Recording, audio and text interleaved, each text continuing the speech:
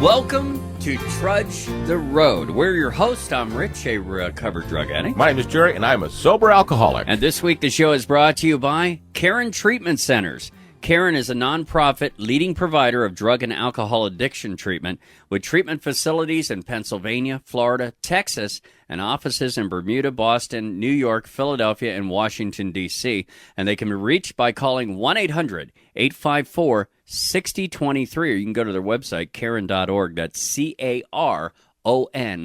CARON.org, and we're very happy to have them along. This week, we'd like to start by saying that this is a very special day for you, Jerry, and we both just got back from a meeting at your clubhouse. Yeah, man. You go. Yeah. Really, I was proud of you, as today you celebrate a very special anniversary. It is. It's 24 years today that I'm sober in Alcoholics Anonymous. And as I said at the meeting, it really isn't that relevant how long it's been since my last drink. All that really is relevant is how close I am to my next one. So sober 24 years or 24 days, who's closer? Keep it into that perspective. And I will say that I am humbly grateful, and I thank God out loud for the miracle that I am. And then that's what I am. There's no question about that. Anybody out there who doesn't believe in miracles, or maybe would if they actually witnessed one, you are.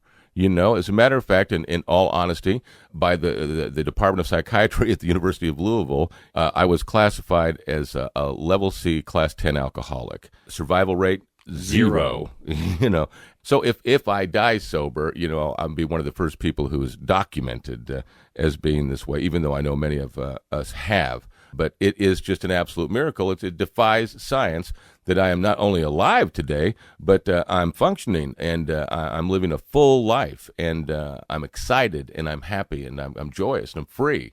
And that's what this whole program is all about, is to hopefully open the door so anybody out there who's suffering, be them an addict themselves or a family member, you're suffering just as bad. What we want to do is hopefully provide for you some answers to the many questions you have, and with God's grace, some solutions to this dilemma, and it is a big one. But yes, sober today, 24 years, and incredibly grateful. And thanks for coming to my meeting, man. I appreciate that. I enjoyed it, and I got a chance to meet quite a few people to go. There was a meeting, probably about 30 people in there. Mm-hmm. Just great people, all had a great story to share. And one of the topics today, the topic today was spirituality and hallucinations. Yes. Which I love the introduction you gave me. Man, I'm sorry, but now I'm an AA guy. Rich is an NA guy, Narcotics Anonymous, and absolutely cool. It's the same 12 steps, but that word hallucination popped up, and as Bill sees it, and Rich was sitting next to me, and I said, well, this is appropriate because the guy to my left has done more acid than Hunter S. Thompson and Timothy Leary combined.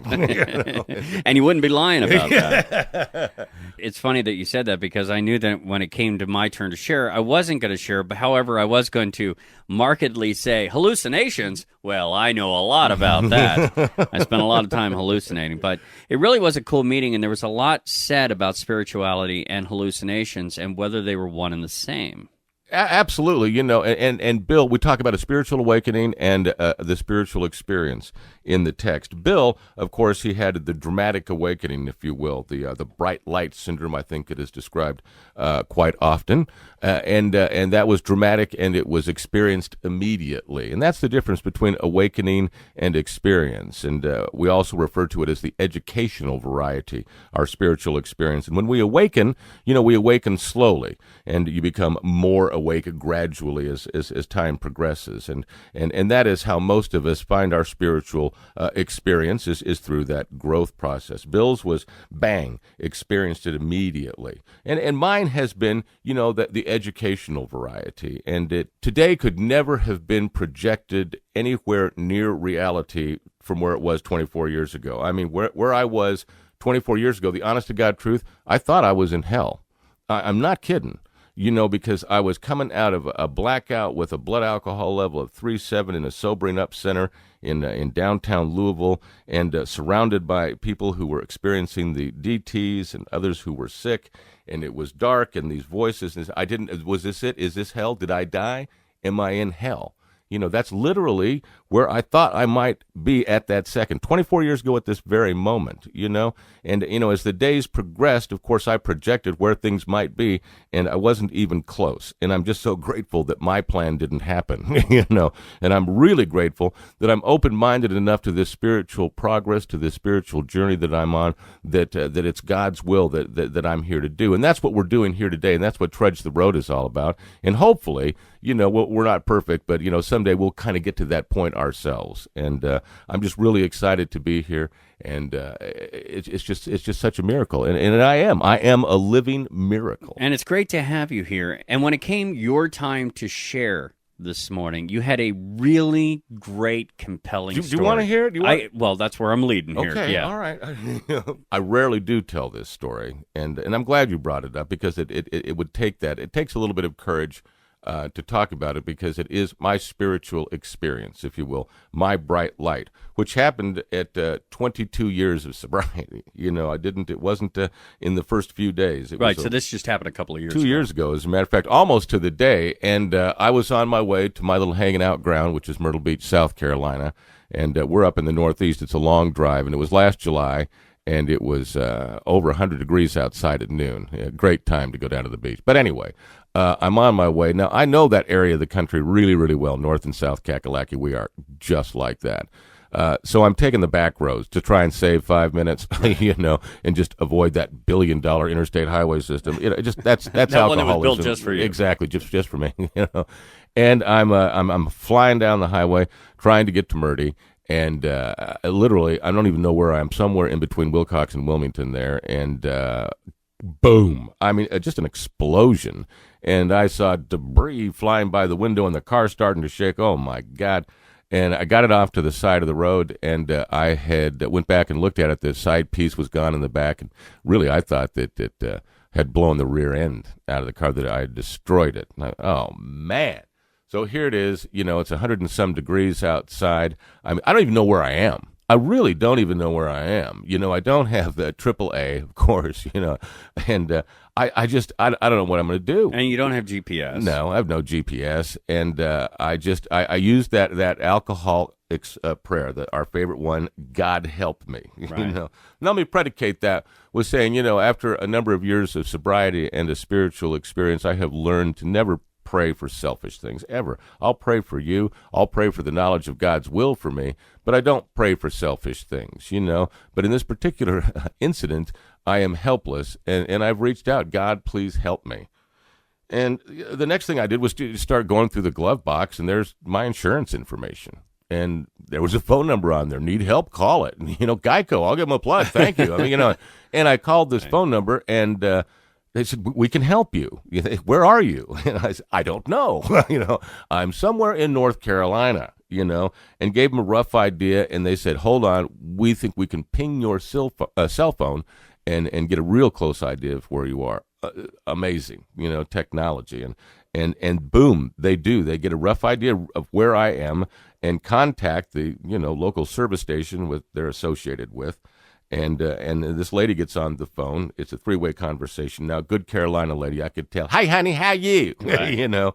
Where are you? Where are you? Shug. And Shug. And I don't know. She, did you drive by a Sunoco store with a bunch of watermelons out in front? I don't know. And I'm giving that kind of a rough idea. And she says, well, I think we know about where you are.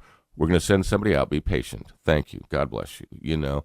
And this is at 12:15. So my plan was to wait until 1 o'clock and call and check back and see how the progress was. I didn't want to, be a jerk about it. And of course, now I'm an alcoholic, so I'll go right to the worst case scenario. Well, this car is destroyed. And I thought, all right, not bad. I can handle it. I know people in Alcoholics Anonymous in Myrtle Beach who sell automobiles. I've got friends there. My bank, it's the same bank is in Myrtle Beach as it is up in the Northeast. And I can make it. I need a new car anyway. It'll be fun. It'll be so automatically go right to the worst thing, So I'm giving them to 1 o'clock. All right, at 12:30, this pickup truck pulls up. And I just assume it's a farmer from around there who's just stopping, doing the, neighborly thing, see if I'm all right. And the guy gets out and walks up to the car. And this is where things get kind of interesting. The man approached me and looked at me, and he had the bluest eyes of any human being I have ever seen in my life. And I bring that to your attention for one fact: I've never noticed another man's eyes ever. And it was debilitating. Really, as well. I was just these sharp blue, a color I really had never seen before. And he said, "I'm here to help you." Great, And how do we begin this process? He's kind of looking at the back, and he says, "I'll need to have your insurance card." So I go back into the glove box to get the insurance card, and as I pull it out, I also pull out the AA schedule pamphlet for Myrtle Beach. Right. It's in my hand at the same time. And he sees that and says to me, "Are you a friend of Bill's?" Of course, that's our code word in AA. Bill Wilson is our co-founder, friend of Bill's, or friend of Dr. Bob's. Either one.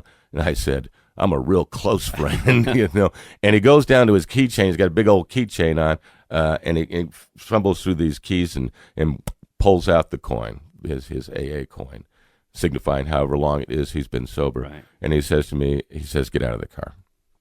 And he said, "My truck is air conditioned. Go and sit there and relax and let me see what I can't do." All right, And as I get into his truck, and I was so comfortable in there. It was just amazingly comfortable, and it was cool, and I just had this sense of relief. I don't know, it's kind of hard to explain. And a few minutes later, he gets back into the truck, and he said, "Well, what I think happened, Jerry, is that you picked up a nail, and as you're driving down the highway, there's pavement. If it's 100 degrees outside, how hot is that pavement? Each time you drove over that nail, a little hot air got in there, a little hot air got in there, a little hot air got in there, till it just couldn't take it anymore, and it blew.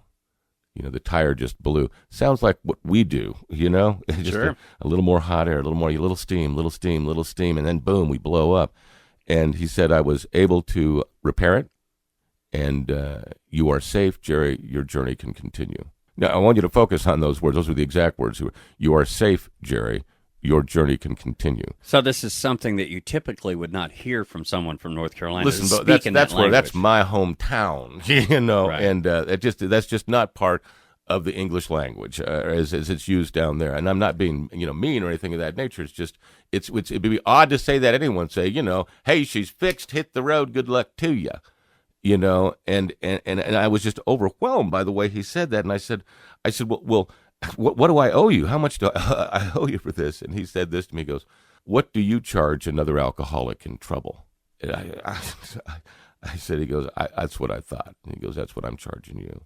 He says, "Pass it on. Jerry, you're safe. Your journey can continue." And then just kind of pushed me out the car, And I went back and I sat in my car, and I'm not a crier. I am not one. I wish I was more of one. I wish I could express that, deep enough that I could cry at will or whatever. But I got back in the car and I was just overwhelmed, emotionally overwhelmed, and just tears to the point there was no way I was going to drive, But I wasn't sad. It wasn't sad. I guess it was joy. I don't know. It was almost amazement, because I knew I had experienced something here that was very, very significant, that was just something a whole lot more than some guy stopping by to help me change a tire and get me along my way. I knew that this was big. I knew it was, but I just didn't quite know what it was. All right? So now I've got another, 90 minutes or so to drive to Myrtle Beach to think about this, and I'll tell you about a guy I've told you about more on Trudge the Road, and a man who plays a very, very significant role in my life.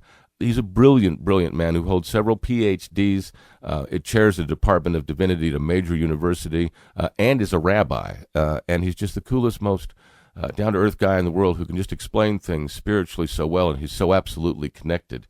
And I've known him a long time. And the first time I met him, I saw him at an AA meeting. He's not an alcoholic. And I said, "What are you doing here, Doc?" And he said, "What am I doing here?" He said, "Jerry, I believe that God is in the temple, and I believe God is in the cathedral, but I know God is in Alcoholics Anonymous because I come here and I hear him." And that's true. God communicates to us out loud through each other, and that's why this brilliant man would come to hear through God through us in AA. And I called him and I told him exactly what happened. I said, "Rabbi, I used that prayer, God help me." And this man showed up with these staggering blue eyes, and this whole incident took place. And I said, "Rabbi, I really believe I just saw God." And he said this to me. He goes, sounds a little more like Paul Newman to me. and I went, well, come on. And he goes, Jerry, is God your father? And I said, absolutely, he's my father. And he said, you're a father. What if your daughter Chelsea was in trouble and she called for help? Would you run? And I said, as fast as I could. If she was in trouble, he said, you were in trouble and you called your father for help. Why would you be so surprised if he himself showed right up in front of your face? The question I have for you, Jerry, is this. How many times have you called out, God, help me, and he's walked right up to you and you blew him off? Ooh. So, whether that was, I said, was that God? And he goes, I don't know. He said, but what you've had is a spiritual experience. You've had literal physical connection, with that power that, you have chosen to trust and to rely on for the strength and guidance to live the rest of your life. Why we're doing this thing here right now.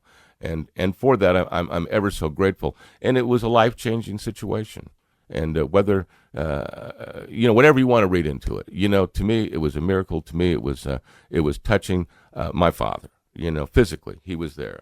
And I can just saying it right now, I get overwhelmed, and that feeling wants to come up again. You know Sure. what I'm talking about? Well, I'll tell you what it was. It was a very compelling story that you just told. And it was also very inspirational as well. The whole time you were telling it was almost like I was on the side of the road with you. With the heat and everything, I could picture the guy with the blue eyes. Yeah. Just very powerful stuff. And that's what we're talking about this morning, spirituality and hallucinations. It's a great topic, man. I'm not saying you hallucinated that, but it definitely No, it was real, man. It was real. Believe me, I know what a hallucination is, and when you're hallucinating, you're in terror, agony, and fear. When you're having a spiritual experience, you're in joy and love. Well, this is Trudge the Road, and a lot of folks have been asking us how they can get a hold of prior episodes that we've done. It's very simple. We have a channel now that Matt the producer has put up. Matt the producer, big hand for him, up on YouTube. If you just type in Trudge the Road Radio, we've got our first 5 episodes up there. I think this is our 15th or 16th show. 16th show. So we're going to get the next 11 up here in the coming weeks. But check it out, Matthew. Chop. Yeah, get on that, will you? But we also have a website, recoveryforlifechannel.com. You can contact Jerry, myself. Just go to recoveryforlifechannel.com. This is Trudge the Road. It's being sponsored this week by Karen Treatment Centers. Karen, a nonprofit leading provider of drug and alcohol addiction treatment. Karen specializes in men's and women's services as well as young adult males and females, plus a relapse program and outpatient services. If you're concerned about yourself or a loved one, call 1-800-854-6023 or go to their website, Karen.org. That's CARON.org. Can I read that next time? I want to read that next time. Do you want to read that Please, next time? You don't mind? Thank you. No, I very don't much. mind. You're listening to Trudge the Road. Coming up, Jerry talks with Reverend Jack, and they discuss the 4th step, emotional honesty, and how purging your soul of those secrets can set you free. It's on the way next on the Trudge the Road Radio Network.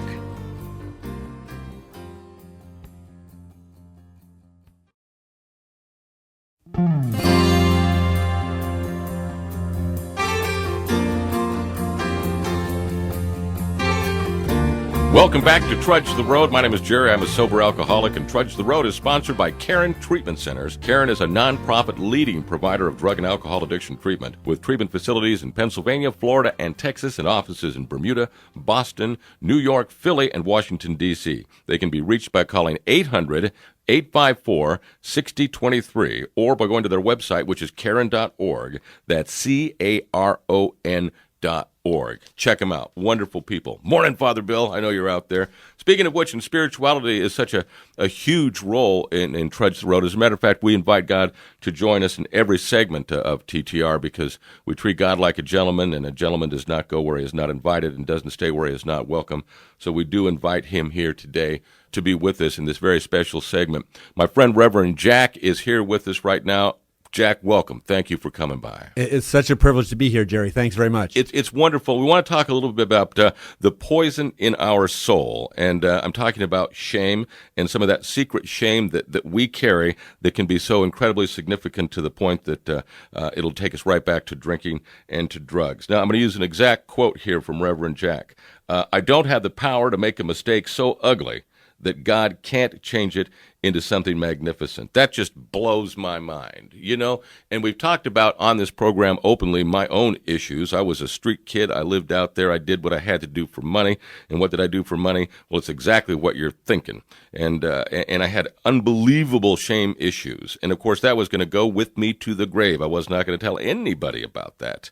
And what would happen is I would do an incomplete fifth step where I would admit to God, myself, and to another human being the exact nature of my wrongs, leaving that out, only to have it come back and haunt me, that shame, and it would just emotionally overwhelm me to the point where I would use again, because I just couldn't get rid of that secret shame. Then I hear you make a statement like that, and a statement of this, another exact quote here from Reverend Jack: God will take the worst things you've done and make them tools to help other people. It's magnificent. Shame and spirituality. We think that there's a lot of synonymity with that, and I would like to open the mic and get your thoughts on it. Well, I love to talk about these issues, Jerry. It's when I first came into the rooms of recovery, one of the things that I heard people say that I was really skeptical about was the idea that secrets would keep you sick. And it makes me laugh now because I realize the reason I didn't like that saying was because I was sitting on a bunch of them myself, you know? Cool, yeah. And what happened to me, and I think happens all the time, and now we see it happen in the work that we do, is that I saw people dish up their secret shame and, tell the truth about their story and share the horrible things that they had been through. And I could see something about what was happening in them that finally gave me the courage to share some of my own struggles myself. And, one of the other things I heard early on was a line in the promises: no matter how far down the scale we have gone, we'll see how our experience can benefit others. And to me, that line gets right at the soul of what we're talking about. That while I'm in this shameful place, I have secrets that I think no one else needs to know, can know. I promised myself or somebody else I'm never going to tell them. I'm stopping a process of healing in myself, and I'm stopping myself from being of benefit to somebody else. And the moment that I risk that vulnerability and openness, and I say, well, I did whatever that is, whoever I had sex with, whatever I ingested, whatever crime I took, whatever money dealings it was, however I neglected or didn't take care of my children, or whatever those things are, which are the kinds of things that people swear they will just never dish up. I'm preventing God and healing and another person's recovery in a way by holding back from that. And the day I open the gate on that and let that stuff out of my soul, I honestly believe the people who will be in proximity to that sharing are the ones who need to hear it. It's an extraordinary thing. I've watched it happen hundreds of times. One of the things that we do at Karen is we're a little bit brazen about encouraging secret sharing in small groups in order to do that. And a lot of trauma work often is very cautious and patient, but one of the things that we found is that by stepping up the game a little bit and encouraging people to share about their trauma and their difficulty in groups, it facilitates that group healing. And so I do believe, I believe shame, sickness, and lack of spirituality go together, and that honesty and openness, wellness, and faith, all are the flip side of it. You're in one or the other side of the coin. You can't be like faithful and spiritual and loving and have all this secret shame, just because they're not only synonymous, but they're inherently connected. You said something at a service that I've held with me that I think is so important, that God is my Father who loves me unconditionally. I don't care what you did or what you're going to do in the future. That love will never change. What we're asking here for you to do is trust and let me protect you. Again, I'm quoting you here, but I think that builds a little bit of a bridge to getting that trust and building that faith to be able to open that door to willingness, if you will, to be able to rid some of the shame that we have. One of the first things that a guy asked me to read, and it took me years to find it afterwards, was this odd stray Roman Catholic essay for priests, but it was the title of the essay was "The Courage to Accept Acceptance," and the issue in the essay was, who am I to be so down on myself if God created me and if God sees me as still something worthy of being a part of God's creation? Like, how do I have the nerve to think I'm irredeemable or I'm worthless or I'm a piece of trash when in fact, if I realize that I'm a part of God's creation, the work of a higher power, that I have a place in this sort of story? And that really affected me. I realized, like, it's maybe a little bit arrogant of me to somehow make of myself something so horrible or rotten. Well, it's kind of like narcissism in reverse. It is exactly narcissism in reverse. And I think, a lot of us learn to sing that song and like maybe it becomes like attention seeking or how bad I am or whatever. It's a kind of a cop out in a way. And it takes courage. That was the other beautiful thing about that article, to move into that place of acceptance of myself, at least as a child of God. And then, what an amazing thing it is to realize that, hey, maybe I have done things I regret. Maybe if I had a chance to do a number of things over, I might choose different courses today. But now those things were my learning experiences, and today I have them as actually feathers in the quiver to help, in the struggle of life and to be of service to somebody else. Again, let me quote you here. God will take the worst things you have done and make them tools to help other people. The worst things you have done. That may be sexual misconduct, things of that nature, where it's very difficult, that secret shame, to be able to communicate with somebody about it. That's why I'm open about my issues of shame. So I'm raising my hand so that person out there, who's going to take that to their grave, does now have someone to talk about. And again, for me, it continues my healing process every time that I can assist somebody else in just opening up. And that's all I do, is just open the door and let it come out. Am I correct in that? Absolutely. The level of brokenness that attends to people who are looking for recovery is so deep and so comprehensive. And if you read the original literature, like the Big Book of AA or whatever, you see sex, you see guilt, you see shame, you see family issues, you see infidelity, you see money problems, you see it's an ugly scene. The life of an active alcoholic or addict or person who has a behavioral compulsive disorder, those things are comprehensively ugly. But I think there's a tendency sometimes to want to tidy it up and think, well, the only problem I really have is, Johnny Walker Red. and when we oversimplify around that, we're inhibiting the capacity for this profound transformation, whole change in attitude and outlook on life, psychic and spiritual experience. And people get daunted by it. They say, oh, I have to change everything, or, oh, this is a God thing. I'm like, you should be excited about it, because if the only thing that changes is that you lose your main coping skill, you're going to be restless, irritable, and discontented. You're going to be miserable. Like the addict without their drug, the alcoholic without their alcohol, that's a bad equation. Oh, yeah. And that's because the sex, the money, the time, the shame, the other patterns of the anger, the resentment, the fear, all of those things are still there. And it's a spiritual transformation, a journey of recovery that brings us out of all those dark places and into a place of wellness that makes the need for our addictive behaviors gradually recede.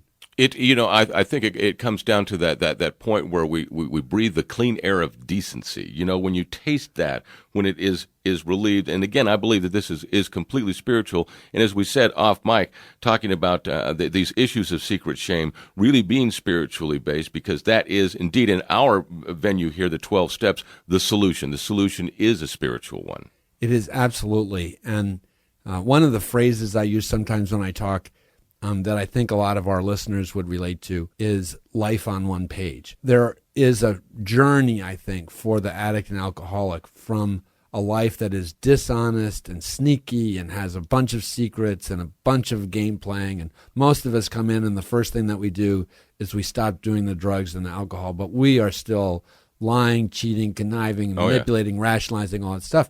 And how am I going to feel about myself when I know that's how I'm conducting my life? I still have a sense of discontent about if you knew who I really was, if you knew how I really act, and the journey of spirituality and the thorough working of a 12-step program with the help of a sponsor moves us to places where the words we can use are words like integrity, wholeness, honesty, decency. I hate to tell you how long it took me to really clean up that kind of part of my life. Like I was not drinking for years and still not living life on one page. Still had false parts of my inner shame or struggle that I was not willing to bring out in the light of day for one person or another person, and ways in which, and those are like crevices in the armor that allows sickness to get in. What gave you the courage to take action on these principles? Was it just because you had enough, or that you saw something that in other people that you wanted? I mean, what was the instigator, if you will? Well, Jerry, I would love to tell you that, as I progressed and read, I had these moments of insight where I realized that, like because I'm a smart guy or whatever, that I should make change. I'm smiling because I'm thinking about a listener out there, and probably anybody who's listening to this radio show has got some level of experience around this, either as a family member or themselves in recovery. And it's been crisis for me. Crisis is what actually has made me get progressively more healthy, more honest, maybe go to another 12-step program or deal with another level of my issues, because that stuff really doesn't work. So still holding back on a secret or not dealing with an issue, whether it's sexual, relational, professional, economic, all those sorts of things, eventually imploded for me. Right. I don't think that's maybe typical for everybody. It certainly is my story. Motivated by crisis. I'm going to write that down. Because that's what it was. Is to the point where I had hit that wall. So you can hit bottoms in recovery. Oh yeah. I learned lessons by burning my hand on the stove. I did that as a child, and I do that. And I wish I could learn more lessons by watching other people burn their hands on the stove. But it's not necessarily been my strong suit. It's easier today. I'm teasing about that. I'm sure Right. there are a bunch of things I haven't done because I've watched other people do it. But also the biggest changes for me have come, especially in dealing with this idea of like a holistic recovery, where I'm healthy in my nutrition, I'm healthy in my relationships, I'm healthy in my financial life, I'm healthy. Like if I can get movement in those directions, I'm not claiming I'm perfect, but I mean, where I've made progress in those areas after I quit using drugs and alcohol, another drug, is more out of crisis than just out of the simple wisdom of it. Absolutely.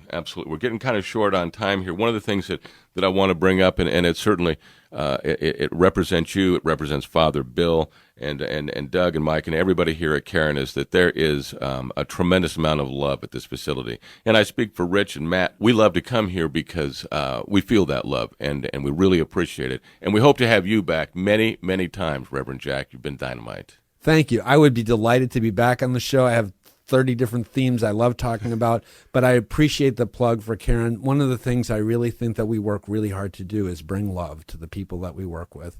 And it's love that heals. It's love that redeems. It's love that makes it powerful. When I went to my first meetings, it wasn't the steps or a sponsor that got me sober right away. It was love.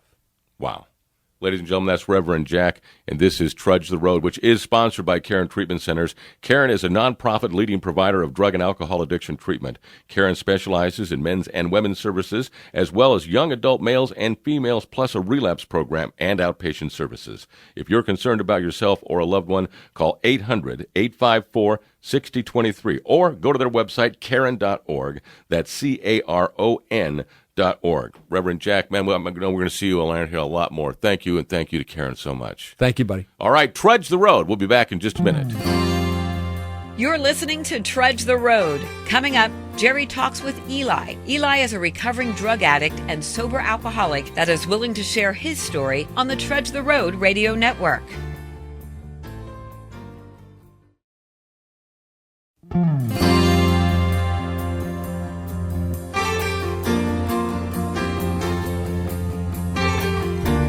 Welcome to Trudge the Road. We are your hosts. I'm Rich, a recovered drug addict. My name is Jerry, and I'm a sober alcoholic. This week, Trudge the Road, sponsored by Caron Treatment Centers. Caron, a nonprofit leading provider of drug and alcohol addiction treatment, with treatment facilities in Pennsylvania, Florida, and Texas, and offices in Bermuda, Boston, New York, Philadelphia, and Washington, D.C. They can be reached by calling 1-800-854-6023, or you can go to their website, caron.org. That's CARON.org. All right, Jerry. I just wanted to bring an interesting illustration that I think you may find humorous. All right, please do. It's a little theater of mine, if you will. It was in New Yorker magazine. Others may have seen it. It's an illustration of a man who's kind of got, should we say, that alcoholic complexion going on, that look. Yet he's wearing an ascot, and he's obviously in a very fine store, and he's holding a bottle of wine. And the caption is, "What wine goes well with a bottle of vodka?"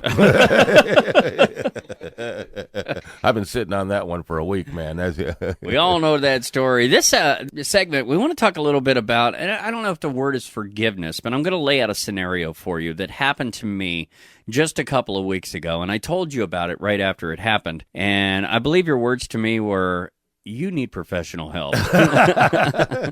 But I don't know that it's so much that I need professional help, but it's something that I do that I need to stop doing. Oh, okay. I can help you there. I need to work through it.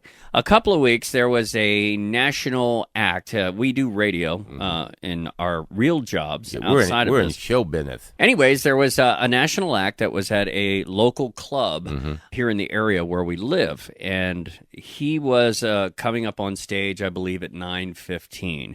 And they had asked me, the club had asked me to come out and do introductions for not only the opening act, but also the main act. Right. I had done the introductions for the opening act, and everything went cool, and then I had an hour and 15 minutes before the national act came up. Well, the club itself was packed. I mean, there was a good 1,000 people in there, and there was nowhere to go, so I decided to hang out backstage and just wait until it was my time so I could do the introduction and go home and get some sleep because I was working the next day. Well, as it got closer and closer to 9:15, around 9 o'clock, I saw somebody from the National Act's entourage come back through the backstage area, and I said, "Hey, are you with so-and-so?" And he just said, "Yeah," and just kept on walking. Now, immediately, I start burning a little bit. Like, really? Is there any need for the rudeness here? Well, he finally circles back about 3 minutes later and comes back and says, "Yeah, what did you need?" And I said, "Well, I just wanted to see if you guys had your own introduction or whether you needed me to get up there and do the introduction for you. I mean, the local radio station, she said, 'Oh, you got to wait. Sean, when he comes out, he'll give you all the details and run it down.'" Well, Sean didn't come out, and it was getting closer. It's about 9:10 now, all right? And by now, I'm starting to fume. We're already projecting into how this is going to go. They're just going to completely blow me off. No one's going to talk to me, and I'm going to be treated like stand back, one of those kind of things, right? Well, it gets to be about 9:14. We're 1 minute before showtime, and by now, I've written a letter to the label, the head of the label, to tell him how I was disrespectfully treated, and I'm fighting with the guy that I originally saw. In my head, this is all taking place in my head. I'm going to make sure that I say something really smart to him on my way out, maybe pick a fight, maybe get in a physical altercation, and then I'll write my letter to the head of the label. This is all going on, right? And in the middle of this craziness that's going on in my head, this guy walks through the backstage area, walks right up to me and goes, "Hey, man, you with radio? I'm Sean. You want to come up on stage and introduce?" At that instant, Hey, all changed, didn't it? everything that was inside of me, every emotion that was negative, went away.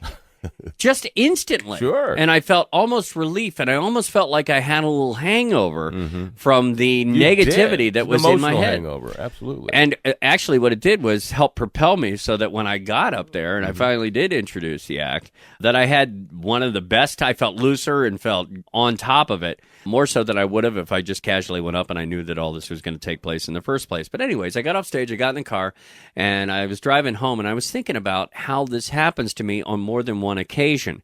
Not all the time, but there are times when I find myself in scenarios where I am projecting ahead and I am building up negative scenarios in my head, and until they finally come to fruition, and it never turns out the way that I had anticipated it was going to turn out in my brain. Well, by the way, halfway through that story, NA called and they want their chip back. Look, I'm just trying to be honest. I know I'm not the only guy that goes through this. No, you're not. You know, that's called alcoholism. You're suffering from the disease of addiction, you know, but let me emphasize, you are suffering, and it's really not necessary. It's that leftover anger and resentment that we have yet to dispel from our little personalities that keeps rearing its ugly head, and it's the fuel that starts the fire for little things. Well, So let me also say this before you go any further. It's not like I was wearing it on my sleeve. You couldn't tell. It was all in your head. Yeah, that's the people would best come up and part. talk to me, and I would be, I wasn't out, but I was not angry. You couldn't. Well, I wasn't stomping around backstage. Somebody better come talk. It wasn't anything like that. You don't need to defend yourself any I further. feel like Let's just take a look at that fuel. All right. What is causing a simple situation to in your head become so dramatic that you're willing to almost become physical over it to be able to express this angst that you have, and that goes back. I mean, you're one of those type of guys who doesn't know how to say I'm angry, but does know how to show. And the fact that is occurring in your head is to me leftover anger and resentment, and that goes back to the fourth step of our program. I got to tell you this, Rich. The 4-step directions, they're cleverly hidden in the book. Right. And you know what we do there? Do you know what the 4-step is all about, bro? It's to dig the poison out of your soul. That whole step is designed to find out who you are not. It's in the rest of the steps that we'll discover this miracle that God has in store for us that is really it's just impossible to explain. Doing a 4-step, as we have talked about so ever many times before, is counterintuitive. Thank you. We learned that from Dr. Cho. It's simply this. I don't want to. It's too difficult. But there's something that I really need for everybody to absolutely know. You don't have the power to make a mistake so ugly that God cannot change it into something magnificent. And I'm going to repeat that for you. You do not have the power to make a mistake so ugly that God can't change it into something magnificent. And I use that to give you inspiration to tackle that 4-step and to get all that poison out of your soul. And when I talk about that poison in your soul, it's that leftover anger and that resentment, those feelings that we relive over and over again, and it is through the process of the 4-step with those cleverly hidden instructions, in the book that will give you the opportunity to, understand what your role was in this, and that really brings to conclusion a lot of those feelings when we see, well, that wouldn't have happened if I would not have participated in this manner. And that's what it's all about, is discovering our role in these inadequacies in life, if you want to call them that, or these tragedies, or whatever. But if we don't deal with them, it's that poison that will continue to come back and haunt you. And when the little things happen, it just ignites it, and it's like a pressure cooker. What a pressure cooker is? It lets off a little bit of steam periodically, but when the heat gets too hot, boom, the top comes off. And if we don't get rid of all of that stuff, that poison in our soul, it comes out in little bits like that. When we get angry and it's misdirected and you kick the dog and you're angry for no particular reason. That's because there's that heat underneath. That's that poison in the soul that we have yet to get rid of. And when we process that through the 5th step of Alcoholics Anonymous, it will never come back and hurt you again. It can't. It's taken away from you. The 6th and 7th step absolutely provide that. Where all of these character defects are taken away. It's miraculous. Those are my favorite steps, and we've used the comparison before with David, the statue of David. And when Michelangelo carved the statue of David, arguably the greatest piece of sculpted art in the world, when he was done, people were just as amazed then as they are now. And he said, "Michael, how did you create the statue of David?" And he said, "I didn't. I just chipped away everything that wasn't David."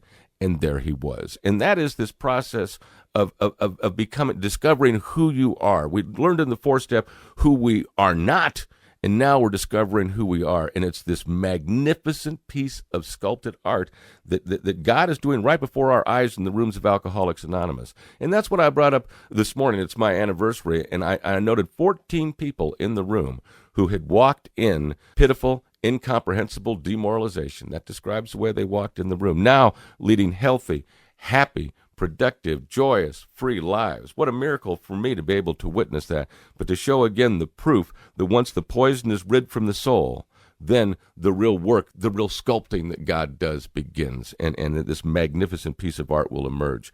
And with that is happy, joyous, and free, and that's just the opposite of leftover anger, resentment, and fear. And those are our problems. That's our disease. That's the pathology. Don't feel guilty about it. Do something about it. Where do you find relief? You find them in the 12 steps of Alcoholics Anonymous.